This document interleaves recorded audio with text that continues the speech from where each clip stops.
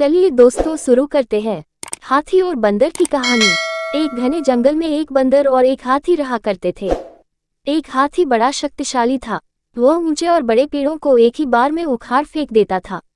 बंदर काफी कमजोर था, लेकिन वह बड़ा ही फुर्तीला और तेज था। दिन भर बंदर जंगल के पेड़ों पर उछल कूद करता रहता था। दोनों बंदर और हाथी को अपने गुणों पर बड़ा ही घमंड था। दोनों ही एक दूसरे से खुद को ज्यादा अच्छा और बेहतर मानते थे। इस वजह से दोनों में हमेशा बहस होती रहती थी। जंगल में एक उल्लू भी रहता था, जो अक्सर बंदर और हाथी की हरकतें देखाता था। वह इन दोनों के लड़ाई झगड़े से परेशान हो चुका था। एक दिन उस उल्लू ने उन दोनों से कहा, जिस तरह तुम दोनों लड़ते हो, इससे कोई फैसला नहीं होने वाला है। तुम दोनों में एक प्रतियोगिता के जरिए आसानी से यह बताया जा सकता है कि तुम दोनों में से सबसे शक्तिशाली कौन है। बंदर और हाथी दोनों को उल्लू की बात अच्छी लगी। दोनों ने फिर एक साथ पूछा, इस प्रतियोगिता में हमको क्या करना होगा। उल्लू ने कहा, इस जंगल को पार करने पर एक दूसरा जंगल आता है, जहां पर एक काफी पुराना वृक्ष है, जिस पर एक सोने का सेब लगा हुआ है। तुम दोनों में से उस सोने के सेब को जो पहले लाएगा, उसे ही इस प्रतियोगिता का विजेता बनेगा और शक्तिशाली कहलाएगा। उल्लू की बात सुनते ही बंदर और हाथी बिना कुछ सोचे समझे दूसरे जंगल की तरफ निकले। बंदर ने अपनी फुर्ती दिखानी शुरू की। वह एक ही छलांग में एक पेड़ से दूसरे पेड़ तक पहुंच जाता। वहीं हाथी तेजी से दौड़ने लगा और रास्ते में आने वाली हर चीज को अपने मजबूत शरीर से उखाड़ फेंकता। थोड़ी ही देर में हाथी और बंदर उस जंगल से बाहर निकल गए। इस जंगल से दूसरे जंगल के बीच के रास्ते में एक नदी बहती थी। उसे पार करने के बाद ही दूसरे जंगल में पहुंचा जा सकता था।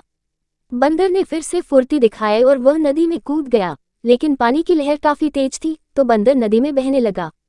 बंदर को नदी में बहते हुए देखकर हाथी ने तुरंत अपनी सूंड से उसे पकड़कर पानी के बाहर निकाल दिया। हाथी के इस व्यवहार को देखकर बंदर काफी हैरान हुआ। उसने हाथी को अपनी जान बचाने के लिए धन्यवाद कहा और अपनी हार मानते हुए हाथी को ही आगे का सफर तय करने के लिए कहा।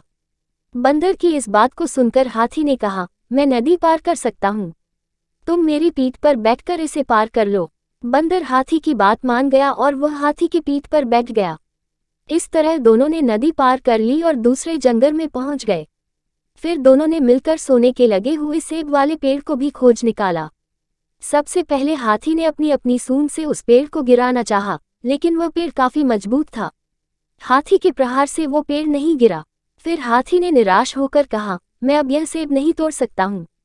बंदर बोला, चलो मैं भी एक बार कोशिश करके देखता हूँ। बंदर फुर्ती से उस पेड़ पर चलने लगा और उस डाली पर पहुंच गया जहां पर सोने का सेब लगा हुआ था। उसने वह सेब तोड़ लिया और पेड़ के नीचे उतर गया। इसके बाद दोनों वापस नदी पार करके अपने जंगल लौट आए और उल्लू को वह सोने का सेब दे दिया।